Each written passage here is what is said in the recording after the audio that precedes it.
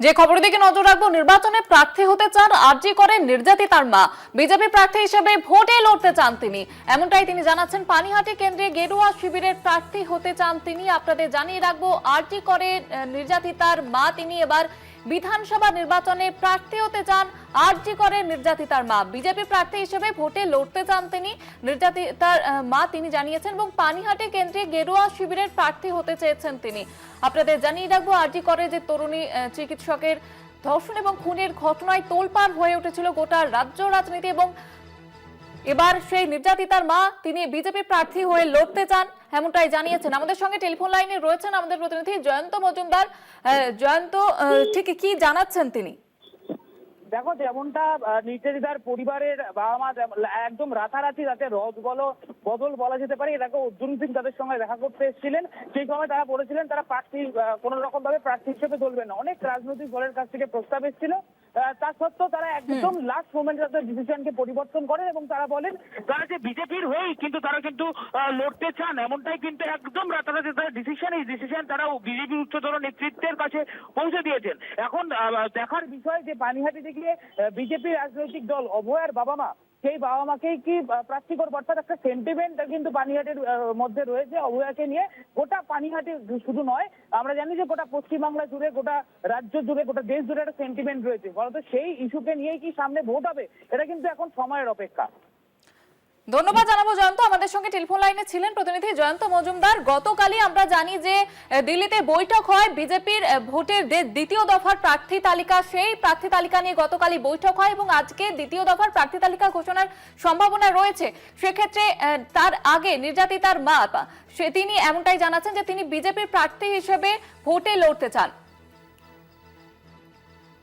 বিধানসভা নির্বাচনে প্রার্থী হতে চান। আরজি করে নির্যাতিতার মা বিজেপি প্রার্থী হিসেবে ভোটে লড়তে চান তিনি। আজকে বিজেপির দ্বিতীয় দফার যে ভোটার তালিকা সেটা প্রকাশের সম্ভাবনা রয়েছে, 150 জনের তালিকা। গতকালই এই নিয়ে বৈঠক হয়, এই প্রার্থী তালিকা নিয়ে বৈঠক হয় এবং আজকে বিজেপির দ্বিতীয় দফা ভোটার তালিকা প্রকাশের সম্ভাবনা রয়েছে। তার আগে আরজি করে নির্যাতিতার মা তিনি জানাচ্ছেন যে তিনি বিজেপি প্রার্থী হিসেবে ভোটে লড়তে চান। পানিহাটি কেন্দ্রে গেরুয়া শিবিরের প্রার্থী হতে চেয়েছেন তিনি। আপনাদের আবারও একবার জানিয়ে রাখবো যে নির্বাচনে প্রার্থী হতে চান আরজি করের নির্যাতিতার মা, বিজেপি প্রার্থী হিসেবে ভোটে লড়তে চান তিনি। নির্যাতিতার মা তিনি জানিয়েছেন যে গেরুয়া শিবিরের হয়ে তিনি বিধানসভা নির্বাচনে ভোটে লড়তে চান। আজকে বিজেপির দ্বিতীয় দফার যে প্রার্থী তালিকা সেটা প্রকাশের সম্ভাবনা রয়েছে, কারণ আমরা জানি গতকালই দিল্লিতে এই প্রার্থী তালিকা নিয়ে বৈঠক হয় এবং তার আগে আরজি করের নির্যাতিতার মা তিনি জানাচ্ছেন যে তিনি বিজেপি প্রার্থী হিসেবে ভোটে লড়তে চান।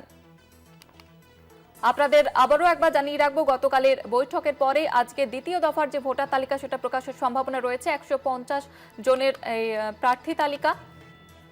এবং তার আগে এবার আরজি করের নির্যাতিতার মা তিনি জানাচ্ছেন যে তিনি পানিহাটি কেন্দ্র থেকে গেরুয়া শিবিরের হয়ে প্রার্থী হতে চাইছেন।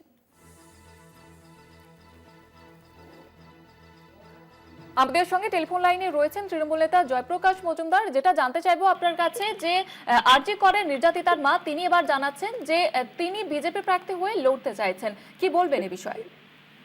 এটা তো প্রমাণ করে দিচ্ছে যে আজকে যেটা আমাদের মমতা বন্দ্যোপাধ্যায় বলেছিলেন যে সিপিএম এবং বিজেপি একই সঙ্গে আছে।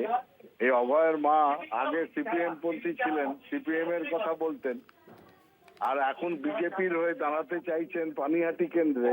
এই সমস্ত কিছুর যে একটা ষড়যন্ত্র ছিল এই আরজি কর, সেটা আজকে সামনে প্রকাশিত হয়ে যাচ্ছে যে বিপুল একটা ষড়যন্ত্র করে, এবং এই ফ্যামিলির লোকরাও সেই ষড়যন্ত্রে যুক্ত ছিল। দুঃখজনক ঘটনা, নিজেদের মেয়ে মারা গেছে, নিজের মেয়ের মৃতদেহের ওপর তারা একটা রাজনীতি করছেন।